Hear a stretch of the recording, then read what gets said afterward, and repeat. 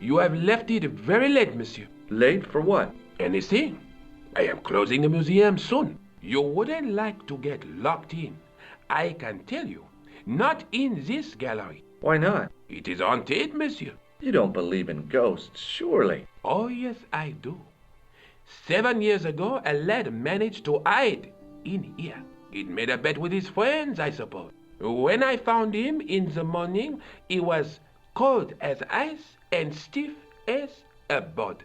Well, what was the cause of death? They said it was a brain tumor. But on his face was a look of stark, desperate terror such as I have never seen before. Scary.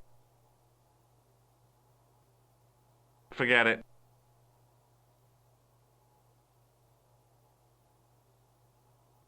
Hi, Andre.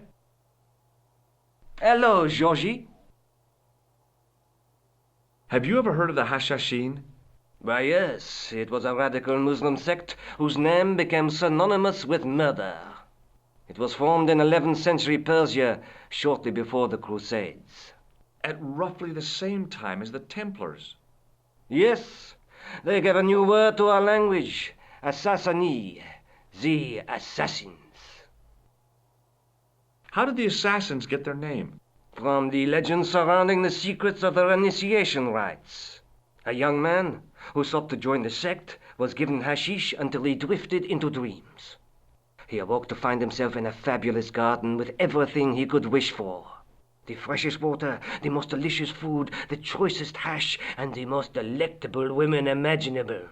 Cool. Do you have the address? I haven't finished the story. There was a price to pay for this taste of paradise. Wouldn't you just know it? The young man would wake the next day to find himself back in the real world. He was told that he'd been given a glimpse of the heaven reserved for holy martyrs. A heaven he would enjoy for eternity if he was willing to join the Hashashin. How did the assassins operate? Well, as I explained, the new recruits would be only too willing to die for the cause. They'd be instructed in the use of the dagger, poisons, and disguise. Then the Grand Master of the sect would name an enemy of Allah. And they'd stop at nothing to eliminate that enemy. You got it. They were fearless and deadly. Does the cult of the assassins still exist? Take a look around at the world today. You tell me. What can you tell me about Philippe le Bel? He was responsible for the extermination of the Knights Templar. I know that, but why was Philip so hot to get rid of them? Mostly because he wanted to get his hands on their treasure. He had an enormous debt and a lifelong war with England to fund. The trouble was the Templars were a highly respected holy order. If the Templars were so powerful, how did this Philippe dude wipe them out? By underhanded, dishonorable means, of course. The Pope was Clement V, a Frenchman. French, huh? Handy for Philippe. Fate had nothing to do with it. He was Philippe's puppet, planted to further his political ambitions. Philippe wanted the wealth of the Templars and used Clement to get it. So what was Philippe's plan? What happened? Sealed orders were sent out all over France, not to be opened until the appointed day. That day was Friday, July 13th. That's the origin of our superstition regarding that date. At dawn, throughout the whole of France, the Templars were arrested. It was the biggest bust in the history of the world. What happened to the Templars after their arrest?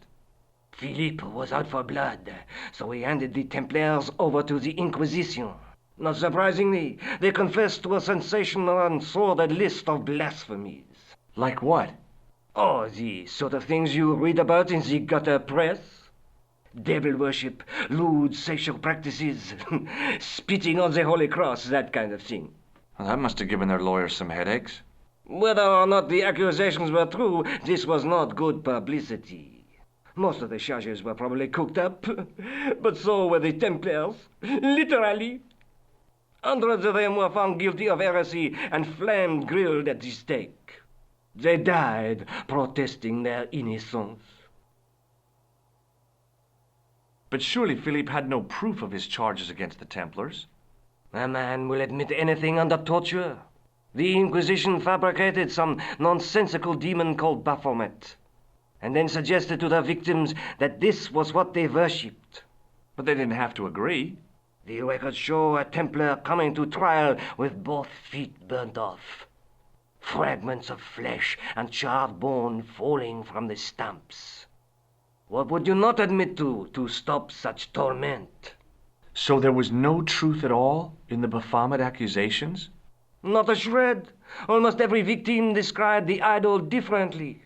No, Baphomet never existed outside the sick minds of the Inquisitors. So Philippe stole the Templars' riches, huh? Oh no, they weren't stupid. The king's troops marched first on the temple in Paris, then to the Templar home port at La Rochelle. There was no trace of the treasure, and the fleet of the Knights Templar had set sail. I think you ought to know that the tripod is going to be stolen. The Lochman tripod? No. It's true. I can give you a description of the thieves. Before the supposed event has taken place? I heard them planning the raid. They're wasting their time. The tripod is protected by a state-of-the-art alarm system. Well, don't say I didn't warn you. Why don't you loan the tripod to me for safekeeping? Because I'd never see it again. Well, don't you trust me? It's not a question of trust, George. That tripod is hundreds of years old and extremely fragile. I get your point. Thanks for your help, Andre. You're welcome.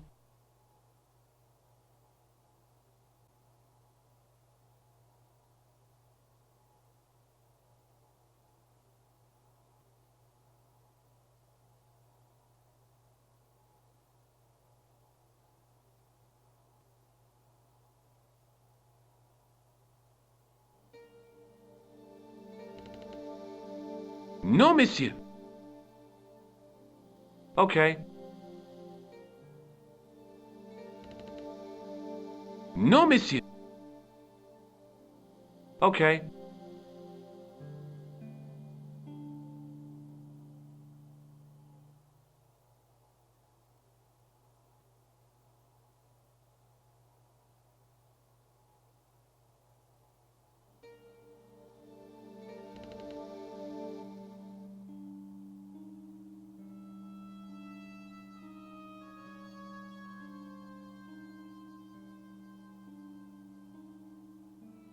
It is closing time, Monsieur Lobineau. Already, there just aren't enough hours in the day. More than enough for me. I can't wait to get home and put my feet up.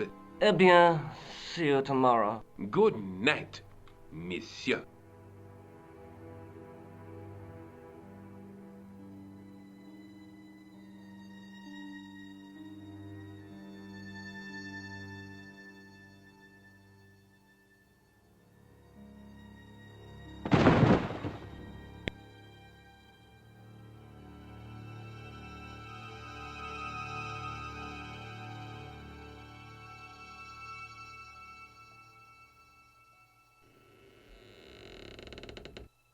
Hey, Guido! Look at this! Quit fooling around, you moron! Get your ass over here and bring that flashlight!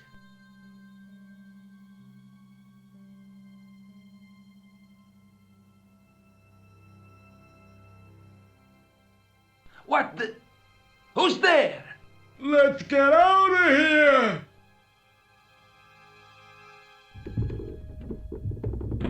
Ow!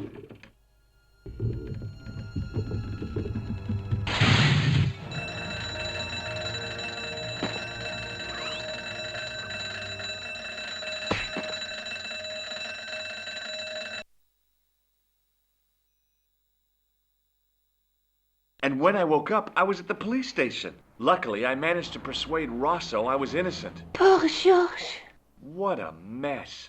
I bungled the whole thing. I don't think so. You made a pretty good job of distracting those two crooks. Yeah, but the killer got away with the tripod. No, he didn't. He's not the only one who can dress up in costume. You mean it was you who stole the tripod? Oh, hell, Nico. I could have been shot. Those dogs are more likely to shoot their own feet. I just wish you'd told me your plans. We're supposed to be in this together. And how come you dressed up like a pantomime cat? Don't sulk, Georgie, please. Oh, rats. And don't call me Georgie. Oh, I really thought you'd be pleased. After all, we've got the tripod. Aren't you going to try putting the gem on the tripod? I guess so.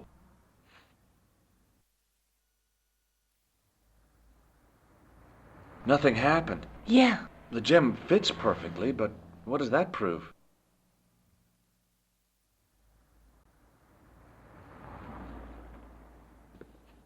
Maybe the tripod has to be in a certain location. There's nothing on the manuscript to indicate where, though, is there? Oh, by the way, I had a visit from André Lobineau. Oh, yeah. I hope you didn't mind me giving him your address. Not at all. It was lovely to see him again. He was over the moon when I showed him the manuscript. It's not often he gets that excited. He made a sketch of the knight's crest to take back to the museum. I believe he's identified the family who bear that crest. I sure hope so. Lobineau explained who the Hashashin were. Yeah? The cult of the assassins. Oh, boy! Let's take another look at the manuscript.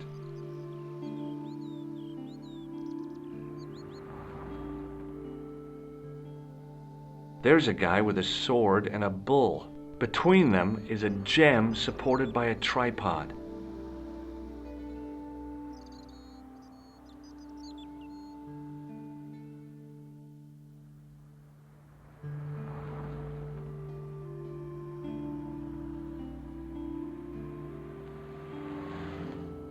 What do you think the purpose of this tripod is? On the manuscript, the gem is shown mounted on top of it. So, we risked a criminal charge to steal a display stand? Don't ask me. Maybe it's intended to hold the gem in a specific position.